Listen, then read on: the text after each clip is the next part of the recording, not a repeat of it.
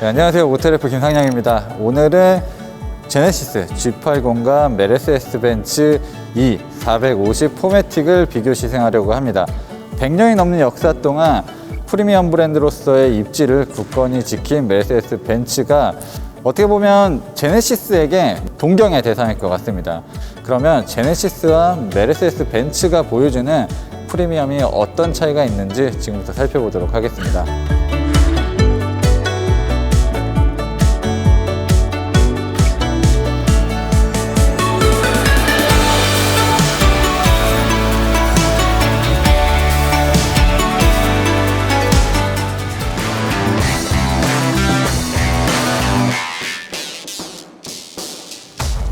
네, 일단 두 모델의 차이는 겉으로 보이는 디자인이 가장 클 것 같습니다. 그래서 저 혼자 이 두 차의 차이를 설명하기보다는 전문가 한 분을 모셨습니다. 아우토그람 디자인 스튜디오 신홍석 대표님을 모셨습니다. 안녕하십니까. 아우토그람 디자인 스튜디오 대표 신홍석입니다. 아우토그람 디자인 스튜디오는 어떤 일을 하는 곳인가요? 지금 자동차 디자이너가 되기를 희망하는 그런 친구들이 공부를 하는 곳이고요. 학생들의 디자인을 이제 직접 가르쳐 주시고 계시는 거죠? 그렇죠. 예.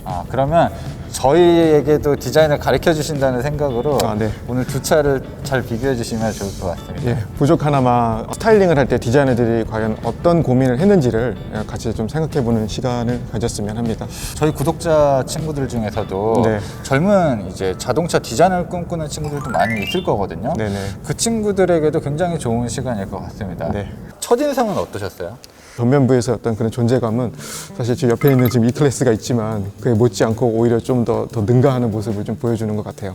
거의 대부분의 자동차는 이 램프가 이 속의 그래픽을 떠나서 한 판이잖아요. 그렇죠. 근데 지금 이 차 같은 경우는 이제 두 판으로 나뉘어졌는데 네. 이런 식으로 만들게 되면 어떤 시각적인 효과가 받을 수 있을까요? 여태까지 어떤 헤드램프는 사람이 눈을 형상화해야 한다라는 강박에 있어서 그런지 모르겠지만 한 피스로 구성을 하게 되는 걸 많이 보실 수 있을 거예요. 근데 이거를 두 개로 나누다 보니까 생명차가 아닌 것 같은 느낌? 미래에서 온 것 같은 느낌들을 디자이너가 의도를 하지 않았나 싶습니다. 사실 진짜 자동차는 기계지만 어떻게 보면 우리가 생명체라고 그렇죠. 어느 정도 생각하는데 네네. 이거는 보통 이제 아이라고 표현을 하는 것 자체가 네네. 이게 사람을 형상화한 오브제라고 생각을 하기 때문인 것 같아요. 네. 이 클래스는 어떠세요? 여전히 메르세데스는 메르세데스다라는 걸 좀 보여주는 것 같아요. 그 따지고 보면 4년 전, 5년 전에 처음 등장했지만 디자인이 픽스되기까지는 훨씬 더 전에 그렇죠. 됐을 네. 거잖아요. 그렇죠. 또 멋있어 보이는 거는 그럼 어떤 요소들이 있기 때문에 그런 걸까요? 벤츠가 가지고 있는 좀 전통성 때문이지 않을까 싶어요. 이 클래스를 구매하신 대다수의 분들이 거의 이 그릴을 보고 이게 비율적으로 제네시스보다는 크지는 않지만 이 그릴이 가지고 있는 상징성 그리고 오랜 시간 동안 쌓아온 어떤 그런 역사 이런 것들이 그릴 안에 녹아 있다라고 느껴집니다. 저 같은 경우도 아방가르드 그릴보다는 사실은 익스클루시브 이 그릴을 조금 더 선호를 하고요. 그 아방가르드 그릴은 확실히 좀 젊은 느낌 그렇죠. 그리고 어떻게 보면 C클래스와 닮은 느낌이 있다면 익스클루시브 모델 같은 경우는 중후한 벤츠의 느낌과 그렇죠. S클래스를 닮은 느낌도 있고 그리고 저는 일단 이렇게 엠블럼이 세워져 있는 게 그렇죠. 네. 다른 브랜드와 확실히 좀 크게 차별화되는 것 같기도 해요. 사실 메르세데스 벤츠의 로고는 정말 간결하면서도 힘과 역사 이런 것들이 다 함축되어 있다라고 생각이 되거든요. 단순히 저거는 디자인 요소뿐만 아니라 어떻게 보면 브랜드의 역사까지도 좀 담고 있고 그걸 사람들이 그렇죠. 좀 인지하고 있기 때문에 받아들이는 것도 네네. 좀 다르다고 생각할 수 있겠네요. 네네. 차를 저희가 이제 디자인을 할 때 사이드 뷰를 가장 먼저 그리게 됩니다. 아무래도 면적이 가장 큰 것도 있지만 그 사이드 뷰는 참 그 자동차가 추구하는 방향 이런 것들이 가장 좀 적나라하게 드러나기도 하고 저는 개인적으로는 C필러 디자인을 굉장히 좋아합니다. 네네. 이쪽이 어떻게 얇게 빠지느냐 아니면 형상이 얼마나 좀 날렵하게 꺾여 있느냐 이런 것들에 좀 관심이 많아요. 사이드 뷰를 보는 관점은 다양하게 존재를 합니다. 하지만 디자이너가 봤을 때 제일 첫 번째로 신경을 많이 쓰는 부분이 이 실루엣 부분, 그 다음에 캐빈 또는 캡 부분과 이 바디 부분, 이 두 부분의 경계 부분이 바로 이제 벨트 라인이라고 부르는데 이 벨트 라인을 어떤 식으로 세팅을 하느냐 그거에 따라서 차가 주는 느낌이 굉장히 많이 달라지죠. 예를 들면 좀 스포티한 해치백이나 이런 거 같은 경우는 벨트 라인을 뒤쪽으로 갈수록 굉장히 높게 세팅을 하고 리어 오버행을 타이트하게 가서 엉덩이가 굉장히 조금 더 이렇게 부각되게끔 디자인을 하게 되고, 이제 이런 럭셔리 세단 같은 경우는 벨트 라인을 많이 떨어뜨립니다. DLO라고 부르는 데일라이트 오프닝이라고 해서 윈도우 그래픽이라고 부르기도 하고요. 이 라인이 뒤쪽으로 갈수록 여기서부터 치켜 올라가게 되죠. 그래서 벨트 라인은 떨어지지만 윈도우 그래픽은 위쪽으로 올라가는 모습을 취하는, 그래서 이 차가 가장 공을 들인 부분이 아닐까라는 생각이 되고요. 세단보다는 컨티넨탈 GT 신형, 그리고 A7이 이게 좀 떠오르더라고요. A7하고 컨티넨탈 GT 그 모델은 스포츠성을 많이 가지고 있지 않습니까? 그만큼 디자인에 있어서 제네시스 G80이 어떤 방향으로 가고 싶어 하는지가 보여지는 것 같아요. 여쭤보고 싶었던 게 대형차들은 이렇게 크롬 처리를 좀 많이 하잖아요. 근데 G80과 E 클래스는 이 크롬 처리를 한 방식이 조금 다르거든요. 지금 G80은 면을 그냥 한 손을 쫙 거버렸는데 E 클래스 같은 경우는 끝에는 이제 좀 살짝 라운딩을 줘서 아예 끝면까지 닿지 않게끔 하고 있는 듯 없는 듯 좀 존재감을 줬는데, 이게 좀 보는 입장에서는 어떤 차이를 느낄 수 있을까요? 아무래도 이제 E 클래스는 사이드를 봤을 때 굉장히 전통 세단의 프로파일을 가지고 있고, 사이드 보디 패널의 흐름을 보게 되면 앞쪽부터 뒤쪽까지 크게 팬더를 부각시키지 않고 그냥 쭉 뭔가 미끄러지듯이 흘러가는 걸 보실 수가 있습니다. 하지만 이제 G80 같은 경우는 이 차가 가지고 있는 느낌이 다만 우아하지만은 않다. 그리고 이 크롬 라인이 보면 뒤쪽으로 갈수록 점점 이렇게 올라가지 않습니까? 패스트백의 공식이라고 할 수 있거든요. 그래서 자연스럽게 뒤쪽으로 빠르게 떨어지는 루프 라인, 그리고 하단에서 상승하는 라인, 올라가는 라인. 이 차 같은 경우는 리어 램프가 굉장히 낮기 때문에 당연히 트렁크 리드도 낮겠죠. 그러다 보니까 이게 엉덩이가 많이 무거워 보일 수 있는데, 그런 부분들을 이게 상쇄시켜주는, 이상엽 전무님이 이걸 테이프로 이 앞에서부터 쭉 당겨서 리어까지 쭉 당기더라고요. 근데 사실 이제 그런 부분도 원래는 디자인을 할 때 최대한 맞춰가게끔 디자인을 하게 되는데, 이제 제가 말씀드리고 싶은 거는 이 라인이 여기서는 이 팬더 립을 거쳐서 가지만 뒤쪽에서는 이 위를 건드리고 올라가거든요. 이런 부분들이 사실은 뒤쪽을 최대한 이쪽 가운데 쪽으로, 그러니까 이 커브 섹션의 중앙으로 이렇게 많이 모으려고 하는 디자인적 특징을 좀 보여주는 것 같아요. 그러니까 거의 디자인의 여러 요소들이 뒤로 한 번에 쫙 그렇죠. 한 번에 모이면서, 그래서 굉장히 리어에서 했던 이 지금 요 섹션이 어떤 차에서도 볼 수 없는 그런 좀 힘이 많이 느껴지는 것 같아요. G80의 재미있는 요소 중에 하나는 이 사이드의 캐릭터 라인이 요즘 파팅으로 이렇게 변한다는 거예요. 그래서 이게 전체적으로 봤을 때 훨씬 더 차가 길어 보이게 만드는 효과도 낼 수 있고요. 그리고 이 차가 되게 또 스포티해 보이는 요소 중에 하나는 이 벨트 라인이 낮기 때문에 여기서부터 여기까지가 팬더 립 요 끝단까지가 굉장히 얇거든요.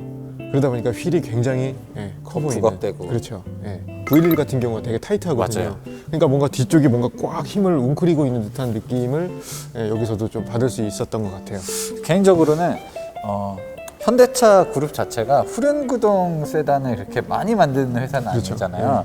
그러다 보니까 뭔가 그 후륜구동에 갖는 그런 느낌들을 더 강조하기 위해서 이런 디자인을 부각시킨 게 아닐까라는 생각이 드네요. 헤드램프의 형상, 뭐 사이드 리피터의 어떤 그래픽 형상, 이런 것들은 굉장히 뭐 일반인들도 충분히 보이는 거죠. 라인들을, 그렇죠.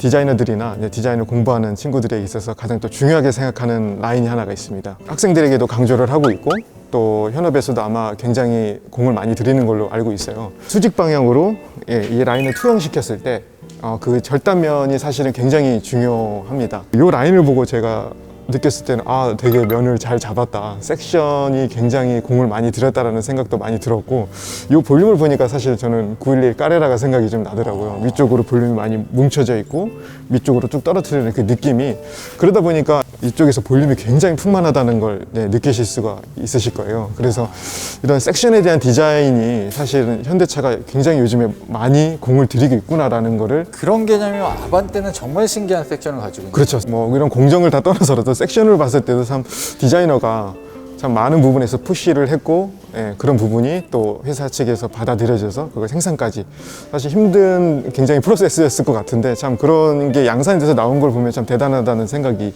들기는 하죠.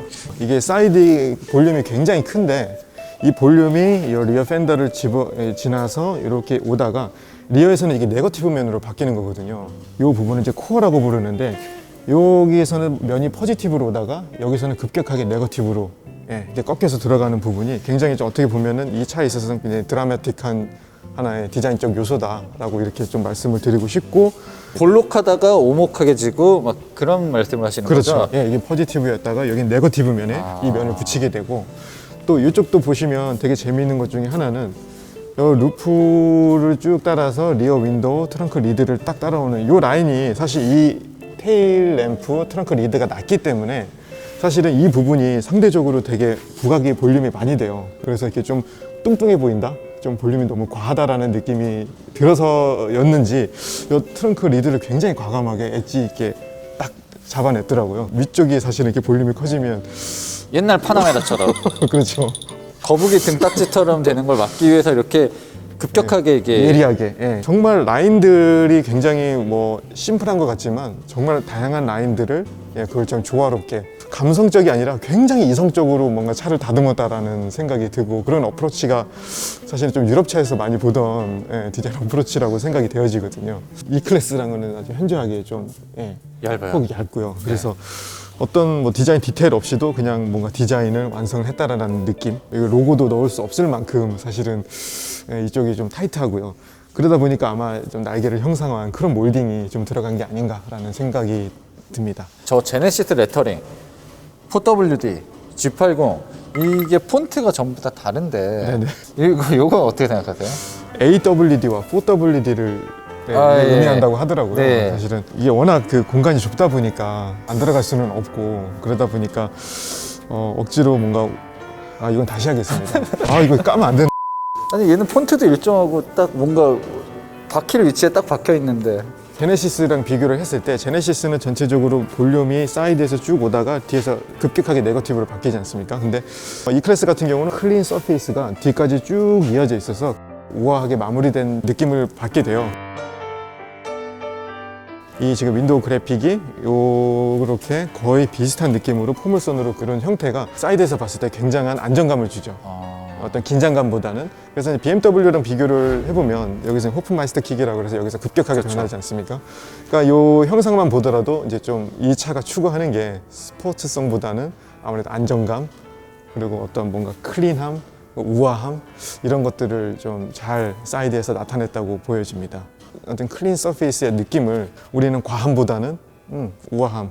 엘레강스란 단어 뭐 이런 게 가장 잘 그렇죠. 어울리는 차가 그렇죠. 벤츠기도 하잖아요. 그렇죠. 그런 것들이 이런 외관 디자인에서도 곳곳에 있는 것 같긴 합니다. 네. 조금은 다르다는 걸 좀 보실 수 있을 거예요. 아까 그 제네시스 같은 경우는 지금 이 텐션이 위쪽에 조금 더 올라와 있는 반면에 이 클래스 같은 경우에 조금 더 아래쪽에 포지셔닝이 되어 있죠. 물론 이 차도 굉장히 볼륨이 잘 잡혀 있는 차긴 합니다만 제네시스가 팬더의 느낌과 어우러졌을 땐 그 입체적인 느낌이 많이 살아있는 것 같아요. 가장 아쉬운 부분을 골라라, 하나만 골라라라고 하면 휠 디자인일 것 같아요. 사이즈도 굉장히 큰데 스포크가 넓게 이렇게 디자인이 되어 있고 스포크 넓은 게 조금 둔한 그렇죠. 느낌이 들어요. 네네네. 컨셉 모델은 이게 구멍이 뚫려져 그렇죠. 있을 거예요. 예. 구멍이 뚫려져 양산으로 오면서 이렇게 됐고 저는 개인적으로 20인치 휠보다는 그 불판 휠이라고 하죠. 네. 뭐 마이바흐가 쓰는 그렇죠. 뭐 그 비슷한 19인치짜리가 저는 개인적으로는 가장 멋있더라고요. 근데 이거는 저희 구독자분들도 이 휠이 사실 어떻게 보면 20인치 가장 고급스러운 휠인데도 아쉬워하시는 분들이 많이 계시더라고요. 그렇죠. 다이아몬드 커팅에 사실 지금 이 클래스처럼 투톤으로 이 가장자리 부분만 해줘도 좀 스포크가 얇아 보일 수 있을 것 같은데 네네. 저도 개인적으로 이 휠은 좀 아쉽습니다. 네. 하지만 그렇다고 이 휠이 마냥 예뻐 보이진 않아요. 네, 저도 동감합니다. 일단 너무 멋있어요. 멋있고 사실 아까 외관 디자인 볼 때는 제네시스가 뭐 미래지향적인 뭐 요소가 많다라고 하셨지만 실내에서는 벤츠가 훨씬 더 그런 요소가 많은 것 같아요. 약간 좀 파도 치면서 좀 요런 키 라인이 딱 인상 자체가 제가 처음에 이 차를 탔을 때 되게 아늑하면서도 우아한 모습이다 라고 되게 느껴졌었어요. 그리고 이런 공조 장치는 어떻게 보면 되게 클래식하면서도 럭셔리해 보이는 그런 요소로 작용을 한 것 같아요. 이제 인테리어에 있어서 이런 분위기를 만들어내는 거는 가장 벤츠가 하는 부분이 아닌가라는 생각이 듭니다. 그 소재나 이런 측면은 어떠세요? 고급스럽게는 만드는 것 같은데 실제 소재에서 느껴지는 거는 사실 되게 고급스럽다라는 느낌은 저는 받지를 못하는 것 같습니다. 확실히 이 클래스는 아직은 그렇죠. 좀 차이가 네네. 있는 것 같고, 뭐 이렇게 플라스틱을 좀 뭐 하이글로시 처리를 하긴 네네. 했지만 플라스틱의 면적도 상당히 큰 편이고, 그렇죠. 지금 이 차는 1억 원이 넘는 차니까 그렇죠. 이 450 모델이니까 이쪽에 이제 뭐 인조 가지고 좀 덧댄 부분도 있는데, 사실 기본 모델 같은 경우는 그냥 이런 우레탄이죠. 것도 우레탄으로 돼 있고 시트도 인조 그렇죠. 가죽이고 네네. 네, 그런 부분들이 있긴 하죠. 네. 근데 사실 이 모델은 조금 신경은 더 많이 쓴 것 네네. 같아요. 이게 아마 익스클루시브이기 때문에 아마 이게 지금 새로 패턴을 쓴 것 같아요. 네네. 저는 이런 패턴이 굉장히 좀 고급스럽다고 생각이 되고, 이쪽 처리가 인테리어 디자이너가 아니라 패션 디자이너가 마치 이런 패턴을 만들어낸 것 같은 느낌도 받았어요. 설명을 듣고 보니 그러네. 뭔가 슈트 마네킹에 네. 걸쳐놓은 그런 느낌도 좀 드는 것 같아요. 독특한 패턴이 우아한 느낌으로 좀 전달이 되는 것 같아요. 저는 개인적으로 이 클래스 실내가 더 멋있다고는 생각하는데, 네. 일단 국산차들이 이 소재를 요즘은 특히 제네시스는 그쵸. 소재에 있어서는 투자를 좀 많이 하는 것 같아요. 그런 것 같아요. 수공이 하면 어떤 재질들이 막 떠오르세요? 수공에 아마 금속, 가죽, 원목 뭐 그렇죠. 이런 것도 가죽, 있겠죠. 원목, 유리. 그렇죠. 유리. 네. 제가 이제 이 차를 처음 봤을 때 핸드크래프트적인 느낌을 굉장히 주려고 노력을 많이 했다라는 느낌. 그래서 여기도 보시면 뭐 이런 가죽, 또 이런 데서 보면은 그냥 쭉 밀고 가는 게 아니라 살짝 여기서 올라와 있는 단이 올라와 있는 이런 부분, 또 이런 부분에서 또 유리, 그리고 이런 부분에서는 금속 가공. 그러니까 사실은 우리가 수공예 하면 생각했던 여러 가지 그 재질들을 알맞게 가공을 해서 굉장히 차의 어떤 디자인 디테일과 어떤 퀄리티를 많이 높여냈다라는 생각이 좀 강하게 들더라고요.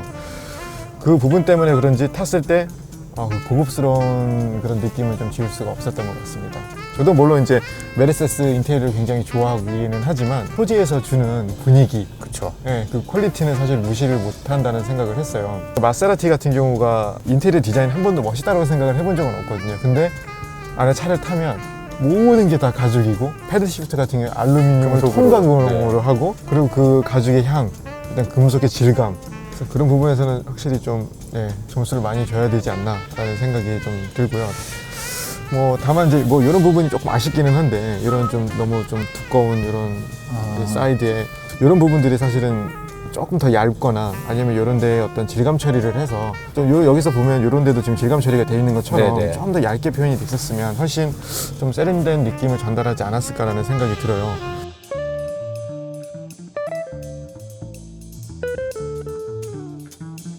제가 이 클래스를 설명을 하면서 어떤 시트의 패턴을 좀 말씀을 드렸잖아요. 네네. 근데 이 차도 보면 좀 시트 패턴에 이런 에어 셀인가 이렇게 이야기를 하더라고요. 그래서 이런 시트 패턴들이나 여기서 사이드에서도 보시면 이런 라인들, 이런 네. 패턴들, 이런 것들이 전체적으로 이렇게 선들이 좀 많이 예쁘게 다듬어졌다는 느낌이 들어서 저는 솔직히 인테리어의 이 정도 마감에, 이 정도의 구성에 솔직히 저는 좋은 점수를 좀 주고 싶습니다. 네.